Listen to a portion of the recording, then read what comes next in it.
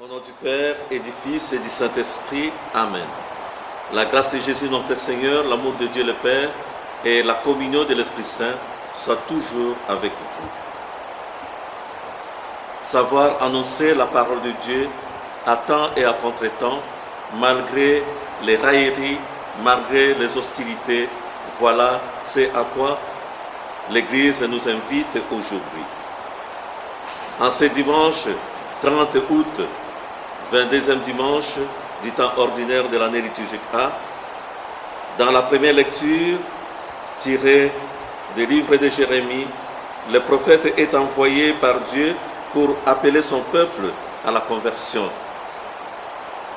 Mais il se trouve affronté à des gens qui ne veulent rien entendre.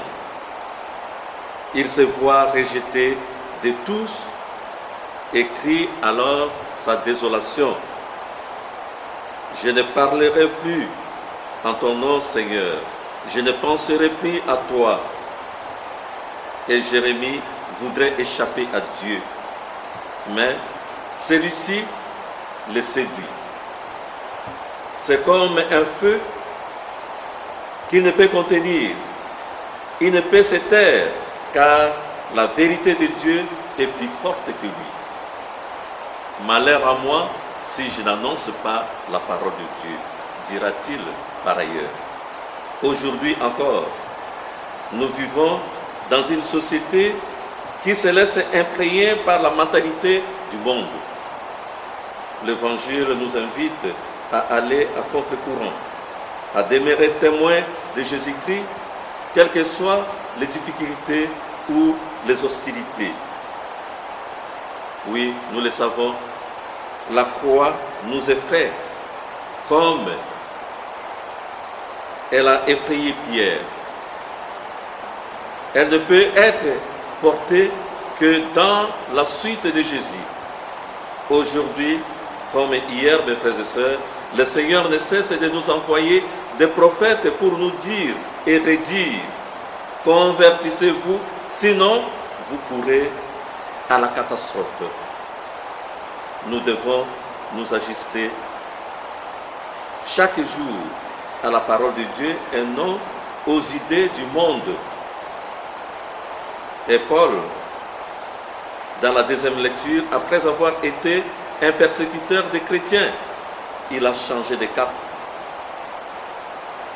Il s'est ajusté à Jésus-Christ. Et aujourd'hui, il nous invite à faire de même. Ne prenez pas pour modèle le monde présent, mais transformez-vous en renouvelant votre façon de penser pour savoir reconnaître quelle est la volonté de Dieu, nous dit Saint Paul. Frères et sœurs, progressons donc dans l'amour pour trouver la vraie joie. Car nous le savons, Dieu est amour. Pierre a du mal à s'ajuster à Jésus. Il a du mal à entrer dans la logique de Jésus. Dimanche dernier, il a été félicité. Et Jésus lui avait confié la charge de son église. Tu es Pierre, sur cette pierre, je bâtirai mon église. Et Jésus le proclamait heureux. Jésus sait que ses disciples sont loin d'avoir tout compris. C'est pour cette raison qu'il leur impose le silence. Aujourd'hui, nous comprenons mieux pourquoi Jésus vient d'annoncer sa passion, sa mort et sa résurrection. Et cela bouleverse ceux qui, depuis 3 ans, marchaient à sa suite. Et Pierre dira à Jésus: c'est impossible. Cela ne peut pas t'arriver.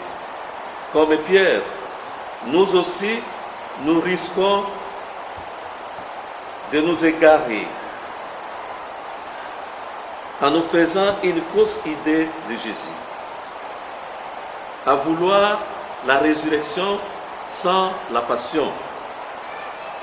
Il nous faut lire et relire les évangiles chaque jour et nous comprendrons quand le Christ dira Par ailleurs, si quelqu'un veut venir à ma suite, qu'il prenne sa croix et qu'il me suive. Il s'agit pour les disciples que nous sommes de marcher derrière Jésus. C'est Jésus qui doit nous guider, nous montrer le chemin de la vraie vie. Oui, il est le chemin qui conduit au bonheur éternel. Un chemin qui n'est pas toujours facile, mais un chemin qui nous demande le renoncement et le don de soi. Être disciple du Christ, c'est donc prendre sa croix.